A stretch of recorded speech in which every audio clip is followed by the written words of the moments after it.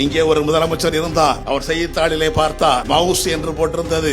என்னையா அது மவுஸ்? எளிய ஐயா. இல்லைங்க, இது கம்ப்யூட்டர்ல உள்ள ஒரு முக்கியமான பகுதி, அதை வச்சு நகர்த்தினாதான் எல்லாமே இயங்கும் என்றார்கள். இந்த மவுஸை எந்த நாடு அதிகமா தயாரிக்கிறது? செய்தித்தாள் சொன்னது தைவான். தைவான் என்ற ஒரு சின்னஞ்சிறு நாடு இவற்றை உருவாக்க முடியும் என்றால் அதை விட பெரியதல்லவா தமிழ்நாடு? நாம் ஏன் உருவாக்க முடியாது? எல்லா செயலாளர்களையும் கூப்பிடுங்கள் என்றார். கூப்பிட்டார்கள், எல்லாரும் வந்தார்கள். நாமும் கணினித்துறையில ஏதேனும் சாதிக்க வேண்டும், அதற்கான மென்பொருள் நிறுவனத்தை உருவாக்க வேண்டும் என்று சொல்லி எவ்வளவு செலவாகும் என்று கேட்டார். எல்லாரும் சேர்ந்து சொன்னார்கள் 10,000 கோடி.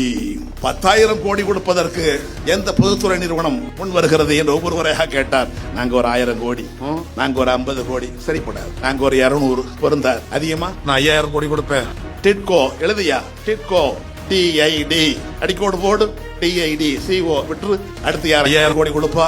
எல்காட் அதை எழுது EL. அந்த TID EL ரெண்டையும் சேர்த்து பேரா வச்சிருங்க, அதான் டைடல் பார்க். இன்றைக்கு அதை அறிவித்தவர் தான் முத்தமிழறிஞர் கலைஞர் அவர்கள்.